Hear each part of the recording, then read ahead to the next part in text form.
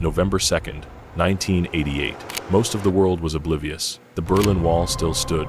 CDs were a futuristic marvel, and the internet wasn't a ubiquitous utility, but a quiet, academic whispered promise, connecting a few thousand scattered minds across the globe. It was a place of trust, of open collaboration, a digital utopia in its infancy. But in a quiet dorm room, a single, brilliant student was about to unknowingly unleash a ghost into this machine. A ghost that would replicate, consume, and within hours, bring this fragile new world to its knees. Not out of malice, not for profit, but from a single, almost innocent, mistake. This is the story of the Morris worm, and the day the internet died, long before most of us even knew it was alive.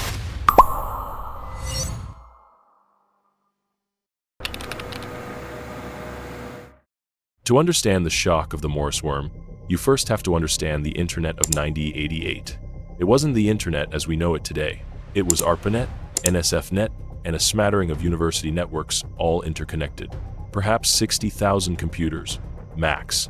Think of it less as a superhighway and more as a charming, sparsely populated village road, and everyone knew their neighbors.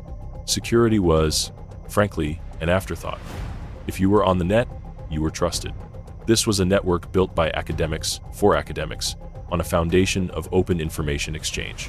Into this landscape steps Robert Tappan Morris Jr., a brilliant 23-year-old computer science graduate student at Cornell.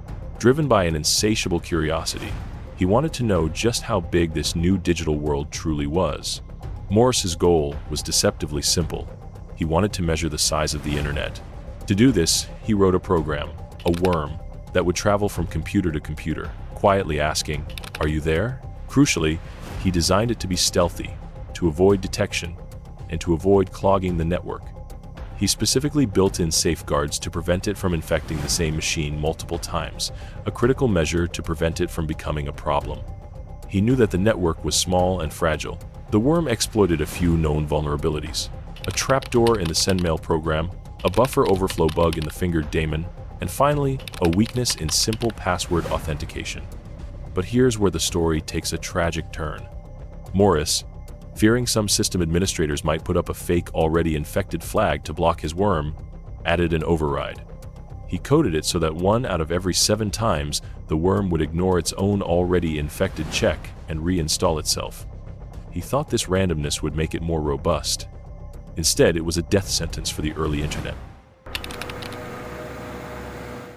At 8:30 p.m. EST, November 2nd, 1988, Morris launched his worm from an MIT computer, masking its origin from Cornell. Within minutes, it began its journey.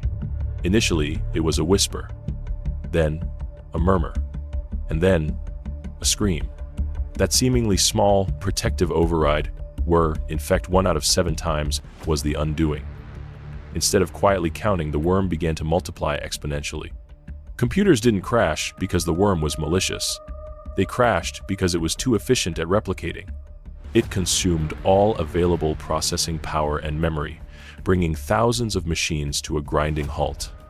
Imagine, for a moment, if 10% of the modern internet, Google, Facebook, Amazon, Netflix, just stopped. That was the scale of the disruption. Estimates vary, but between 2,000 and 6,000 computers, out of a total of perhaps 60,000, were crippled. Panic began to set in. As systems crashed, an emergency network of computer scientists formed. They didn't know who or what was doing this. Was it the Soviets? A rogue nation? A super hacker? Across the country, at institutions like Berkeley, Purdue, and MIT, scattered teams of digital doctors refused to sleep. The initial problem was immense. The worm's code was complex, a mix of C and assembly, and designed to hide its purpose. Working around the clock, fueled by coffee and adrenaline, they began the painstaking process of disassembling the worm's code. They had to catch a live copy, analyze it line by line, understand its flaws, and then develop a countermeasure. With email crippled, they relied on frantic phone calls and a dedicated new mailing list dubbed Phage by Gene Spafford to coordinate the analysis and deploy fixes. They identified the fatal reinfection mechanism. The cure involved patching the SendMail and fingered vulnerabilities the worm exploited and, crucially, creating a worm catcher, a small program to trick the Morris worm into thinking the machine was already saturated, effectively inoculating it. It took several grueling days to fully contain and clean up. This crisis was a turning point. It exposed the naive trust of the early internet and immediately prompted the Defense Advanced Research Projects Agency, or DARPA, to fund the creation of the Computer Emergency Response Team, or CERT-CC. The Morris worm was the innocent-looking birth of the modern cybersecurity industry and proved that connectivity was also vulnerability. The hunt for the worm's creator was swift. Robert Tappan Morris Jr. was the first person ever indicted under the 1986 Computer Fraud and Abuse Act. The prosecution argued that intent didn't matter as much as the impact. He was convicted, sentenced to 3 years probation, a fine, and community service. He would later go on to become a respected professor at MIT. The Morris worm was a watershed moment. It fundamentally changed how we viewed network security. It exposed the naive trust of the early internet and ushered in an era of caution and suspicion. The village road had suddenly become a bustling, dangerous highway. Today, the internet is interwoven into every fabric of our lives. It's vast, complex, and under constant assault from threats far more malicious than Morris's accidental experiment. But every time we download a security patch, we are, in a way, still living in the shadow of that quiet night in November 1988. The Morris worm was a proof of concept, a warning shot fired from within the very network it crippled. It taught us that no digital system is truly invulnerable, and that sometimes the biggest threats aren't grand conspiracies, but brilliant minds making a single, catastrophic mistake. The ghost in the machine was real, and it was us.